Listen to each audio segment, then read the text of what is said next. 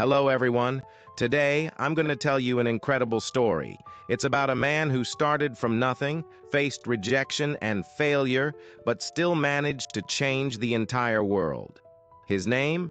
Steve Jobs. If you've ever used an iPhone, a MacBook, or even just admired how beautifully designed a product can be, then you've already experienced his legacy. But Steve Jobs wasn't born into success. He wasn't handed anything on a silver plate. His life was full of ups and downs, triumphs and heartbreaks, yet he never gave up. This story is more than just a biography. It's a lesson in resilience, creativity, and never-ending hope. By the end of this, you'll feel inspired to chase your dreams, no matter how big or impossible they seem. So, let's dive into the story of Steve Jobs, the man who proved that crazy ideas can change the world. Steve Jobs was born on February 24, 1955, in San Francisco, California. But from the very start, his life was full of challenges. His biological parents, Joanne Schiebel and Abdul Fattah Jandali, were young and not ready to raise a child. They decided to give him up for adoption. Imagine this. Steve didn't even get to grow up with his birth parents. He didn't know who they were or why they gave him away. Yet, this difficult beginning didn't stop him from becoming one of the most influential people in history. Steve was adopted by Paul and Clara Jobs, a humble couple who lived in Mountain View, California. Paul was a mechanic who loved working with tools, and Clara was an accountant. They weren't rich, but they gave Steve a home filled with love and care. From a young age, Steve was different. He wasn't like the other kids in his neighborhood.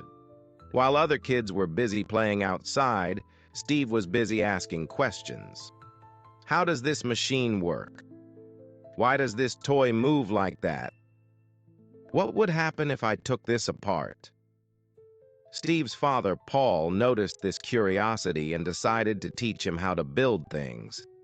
Together, they spent hours in their garage, fixing cars, radios, and even small gadgets. Paul told Steve something that stuck with him forever. If you're going to build something, make sure it's the best it can be. Pay attention to every detail. This advice became the foundation of Steve's future success. Steve was smart, no doubt about it, but he wasn't a perfect student. In fact, he was quite the opposite. He was bored in school because he found the lessons too easy. One teacher said, Steve was so smart that regular school couldn't keep up with him. He needed something more challenging. But Steve wasn't just smart, he was also mischievous. He loved playing pranks on his teachers and classmates. Once, he even set off a small explosive prank at school. While most kids his age were just trying to pass their exams, Steve was already thinking outside the box. At the age of 10, Steve's family moved to Los Altos, California, which was a very special place. It was the heart of Silicon Valley, a place where technology was booming. One day, Steve saw a computer for the first time. It wasn't like the laptops or desktops we use today. This computer was massive, almost the size of a room. But Steve was fascinated. He thought to himself, this machine can solve problems. What else can it do?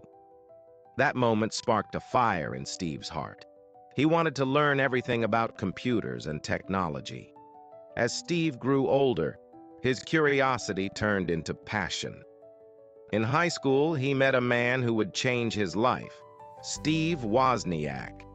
Steve Wozniak, or Woz, was a genius when it came to electronics. He could build amazing gadgets from scratch. The two Steves quickly became best friends, bonding over their love for technology. One of their first inventions together was a device called the Blue Box, which allowed people to make free long-distance phone calls. It was illegal, but it showed how creative and bold they were. Steve later said, "Without the Blue Box, there would be no Apple." After high school, Steve attended Reed College in Oregon. But here's the surprising part. He dropped out after just 6 months. Why? Steve realized that college wasn't teaching him what he wanted to learn. He didn't want to waste his parents' money, so he made the bold decision to leave. But instead of giving up on learning, Steve started attending classes that interested him. One of those classes was calligraphy. At the time, it seemed useless. Why would a future tech genius care about fonts and handwriting? But years later, when Steve was designing the first Macintosh computer, that calligraphy class helped him create the beautiful fonts we use on computers today. This teaches us an important lesson. Never stop learning. You never know when something seemingly small will become useful in the future. In 1974, Steve went on a journey to India. He was searching for something deeper, something beyond money or success. In India, Steve learned about spirituality and the importance of focus. He learned how to think deeply, how to stay calm under pressure, and how to keep his mind sharp. When he returned to the United States, Steve wasn't just a young man anymore. He was a man with a vision. He wanted to create something that would change the world. At the age of 21, Steve and Steve Wozniak started their first company. But they didn't have a fancy office or a big budget. They worked out of a small garage in Steve's parents' house. They named the company Apple. Why Apple? Because Steve loved the simplicity and freshness of the fruit. He wanted his company to feel the same way: simple, fresh, and creative. Their first product was the Apple I, a small computer that they built with their own hands. It wasn't perfect, but it was the beginning of something extraordinary. Steve Jobs' early life teaches us that success doesn't come from being perfect or following all the rules. It comes from passion, hard work, and never giving up. Steve believed in himself, even when others didn't. He didn't let rejection or failure stop him. Steve and Wozniak worked tirelessly on their first product, the Apple I. It wasn't just a machine. It was a vision of what technology could do for people. They started selling the Apple I to small computer shops and enthusiasts. It wasn't a huge success, but it earned them enough money to think bigger. Steve wasn't satisfied. He believed that the future wasn't just for tech experts. It was for everyone. His dream was to create a computer so simple and beautiful that anyone, even a child, could use it. This led to the creation of their next product, the Apple II. The Apple II was revolutionary. It was one of the first personal computers that came with color graphics and was ready to use straight out of the box. It became a massive success, making Apple a multi-million-dollar company almost overnight. Steve, at just 23 years old, became a millionaire. But Steve wasn't excited about the money. What truly drove him was his dream to change the world. Steve was not an easy person to work with. He demanded excellence in everything. If something wasn't perfect, he'd push his team to start over. People said he was difficult, but Steve believed in one thing. If you want to create something truly great, you can't settle for good enough. For Steve, every small detail mattered, whether it was the design of a computer or the way the company logo looked. He wanted it to be perfect. He once said, "When you look at a product, you shouldn't just see how it works. You should feel it. It should inspire you." This obsession with quality made Apple products stand out. By the early 1980s, Steve had a new vision. He wanted to create a computer that wasn't just functional, but also beautiful, friendly, and easy to use. This dream became the Macintosh, or Mac. The Macintosh wasn't just a product, it was an experience. It introduced things we take for granted today, like the mouse and the graphical user interface. the idea of clicking icons instead of typing commands. Steve believed that technology should be human-centered. He said, "Computers are not about technology. They are about helping people unlock their creativity." The Macintosh launched in 1984, and Steve made sure it had a dramatic introduction. He hired a famous director to create an ad called 1984, which aired during the Super Bowl. It showed Apple as a company that would break all barriers and free people from boring traditional technology. But success wasn't always smooth. Despite his brilliance, Steve's personality created conflicts. Many people in Apple thought he was too demanding, too stubborn, and too controlling.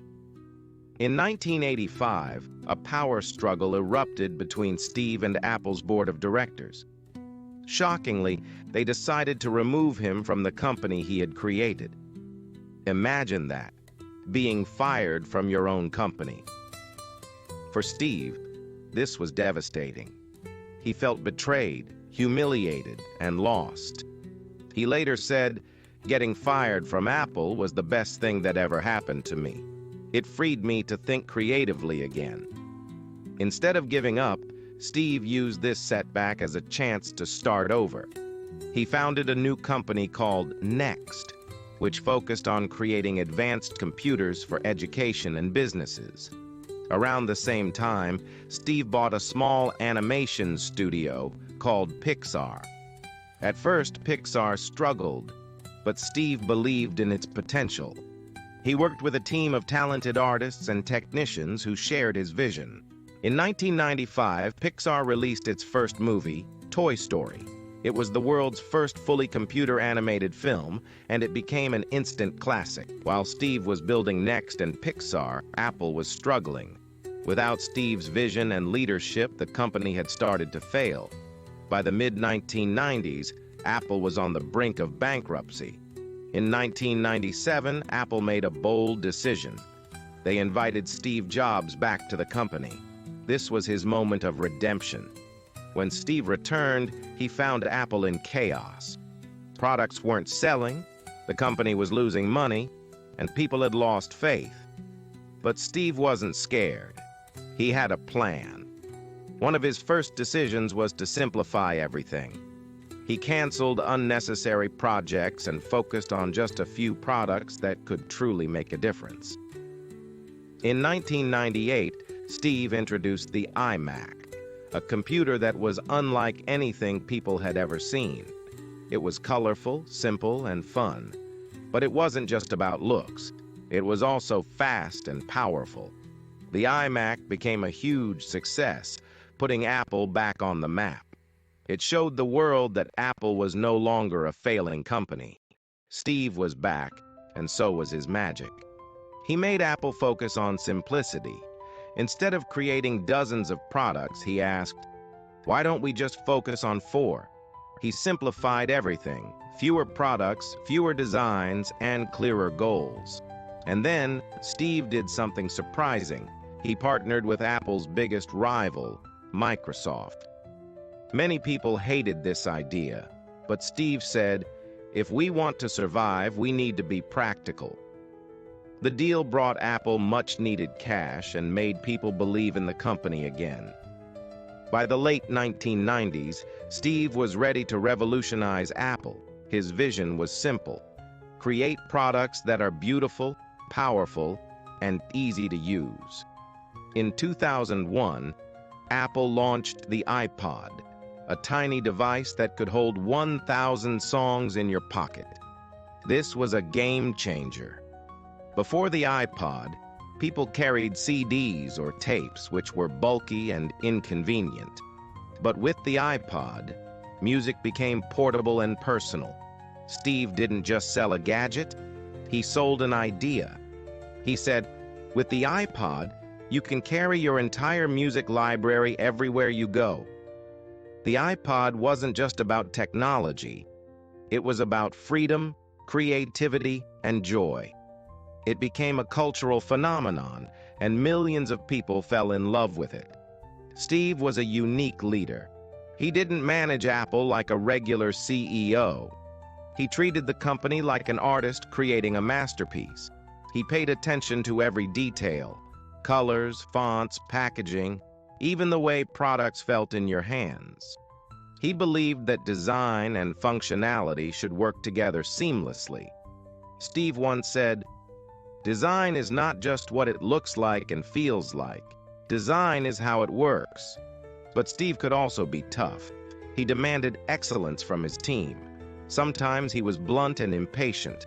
People who worked for him said he was intense, but they also admitted that his passion pushed them to achieve the impossible.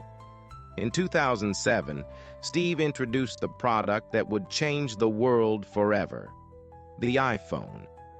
The iPhone wasn't just a phone, it was a camera, a music player, and a computer all in one device. Before the iPhone, phones were clunky and hard to use. Steve wanted to create something so simple and intuitive that anyone could use it. He once said, "The iPhone is a product of simplicity. It's the best phone, the best music player, and the best internet communicator. We are putting all of this in your pocket." The iPhone was an instant success. People loved its sleek design, its touch screen, and the way it made their lives easier. It wasn't just a product. It became a part of people's everyday lives. Steve didn't just create products. He created a new way of thinking. He believed that technology should empower people to do more, to dream bigger, and to express themselves. He once explained, "Technology is at its best when it becomes invisible. When you don't even think about the device you're using, that's when magic happens." Steve's philosophy wasn't just about selling gadgets. It was about inspiring people to achieve their potential. In 2008, Steve launched the App Store, an online marketplace where people could download apps for their iPhones. This idea changed how people used technology. Before the App Store, phones were limited to basic functions like calling and texting. But with apps, people could play games, learn new skills, connect with others worldwide. The App Store created opportunities for millions of developers and entrepreneurs. Steve didn't just build a product, he built an ecosystem that allowed creativity to thrive. While Steve was changing the world, he was also fighting a personal battle. In 2003, he was diagnosed with a rare form of pancreatic cancer. At first, Steve didn't take the conventional route. He tried alternative treatments, believing he could heal naturally. But as time passed, his health worsened. Eventually, he had surgery and returned to work. Even during his illness, Steve never stopped innovating. He said, "I want to put a dent in the universe before I go." His determination and work ethic inspired everyone around him. Despite his challenges, he continued to lead Apple with the same passion and energy. In 2010, Steve introduced the iPad, a device that was bigger than a phone but smaller than a laptop. People were skeptical at first. They asked, "Why do we need this?" But Steve believed the iPad could create a new category of devices. It was perfect for reading, watching movies, and browsing the internet. He said, "The iPad is the most advanced technology, but it feels so natural and simple to use. It's magical." Once again, Steve proved the critics wrong. The iPad became a massive success, showing the world that innovation has no limits. By 2010, Steve Jobs had become more than just a CEO. He was a global icon, a symbol of innovation and determination. However, behind the scenes, his health was deteriorating. The battle with pancreatic cancer that had begun years earlier was catching up to him. Despite his illness, Steve refused to slow down. He often said, "You only get one life. Make it count." Every day, he pushed himself to do his best work. He believed in living with purpose, no matter how much time he had left. Under Steve's leadership, Apple had reached new heights. By 2011, it became one of the most valuable companies in the world. Millions of people owned iPhones, iPads, and Mac computers. Apple wasn't just a company anymore, it was a lifestyle. Steve's vision went beyond creating products. He wanted to build an ecosystem where everything worked together seamlessly. For example, you could take a picture on your iPhone and see it on your Mac instantly. You could start an email on your iPad and finish it on your laptop. He believed technology should make life easier, not more complicated. This idea became the foundation of Apple's success. While Steve was busy transforming the world, he also cherished his family. He was married to Laureen Powell Jobs, a strong and intelligent woman who supported him through all his challenges. Together they had 3 children, Reed, Aaron, and Eve. Steve also had a daughter, Lisa, from a previous relationship. He wasn't always the perfect father, especially in his early years, but over time, he worked hard to build a stronger relationship with his kids.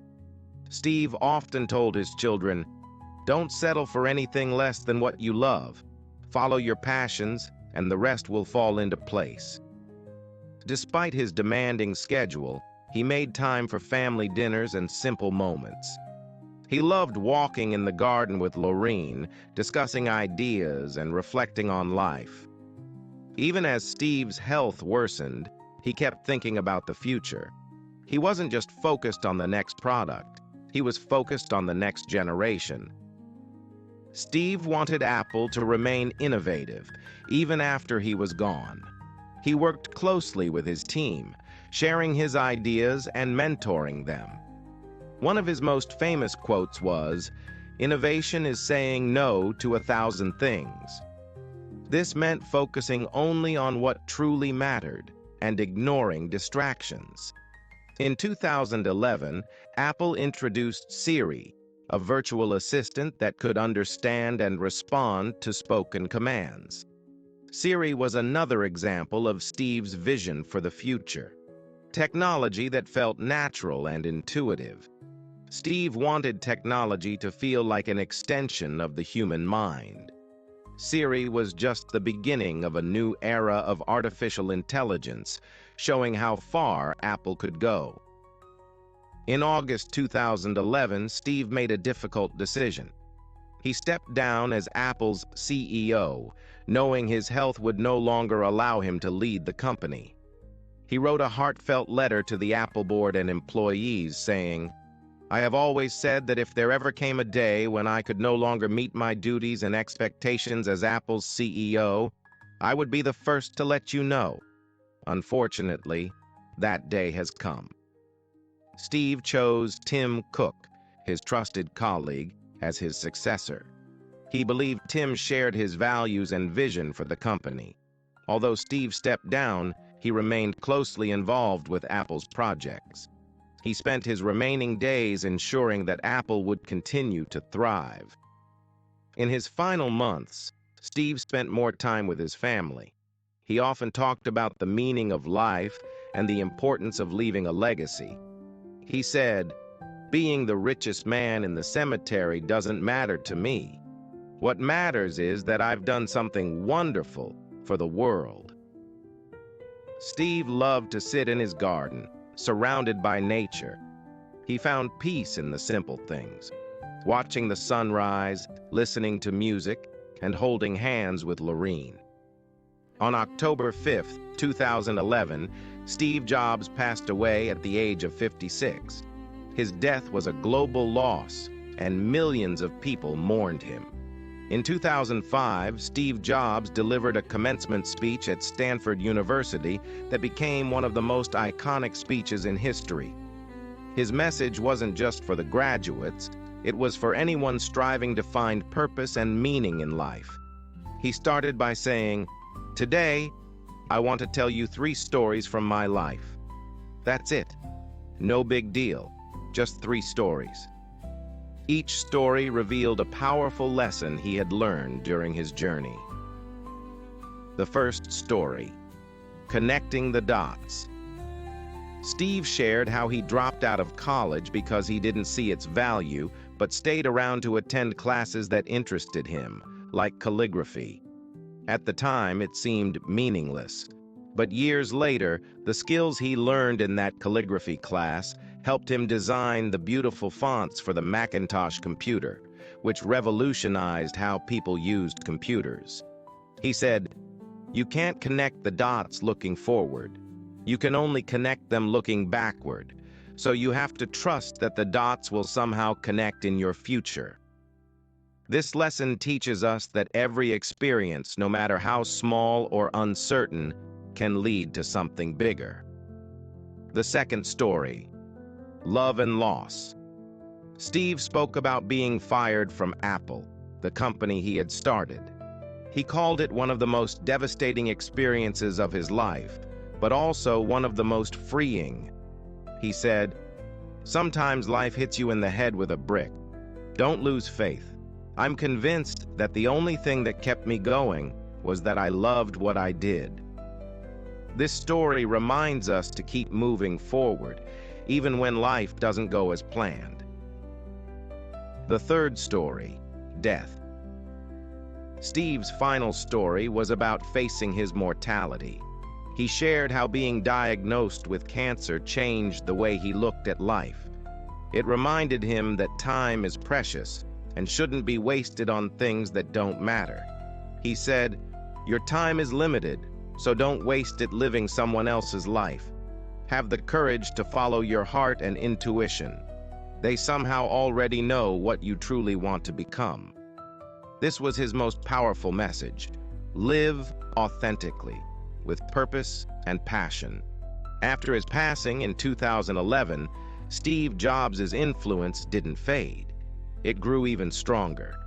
Apple continued to innovate, releasing products like the Apple Watch and AirPods, and pushing boundaries with technology. But Steve's legacy isn't just about technology. It's about the way he made people think. He taught us to, 1, challenge the status quo. Steve always believed in questioning the ordinary and striving for the extraordinary. 2, focus on quality. He once said, "Be a yardstick of quality." Some people aren't used to an environment where excellence is expected. He pushed himself and his team to deliver their best work every time. 3, stay hungry, stay foolish. These words, which he borrowed from a magazine he loved, became his life motto. They remind us to keep learning, dreaming, and taking risks. Steve Jobs didn't just create products. He created tools that changed how people live, work, and communicate. Think about it. The iPhone made the world more connected than ever before. The Mac gave artists, writers, and creators a platform to express themselves. The iPad transformed education, making learning more interactive and accessible. Steve's ideas reached every corner of the globe. Millions of people now use technology not just for work, but to tell their stories, explore their creativity, and chase their dreams. Steve's life was filled with ups and downs, but he always found a way to turn challenges into opportunities. Here are some of the most important lessons his journey teaches us. 1, believe in yourself. Even when people doubted him, Steve trusted his vision. He showed us that self-belief is the foundation of success. 2, think.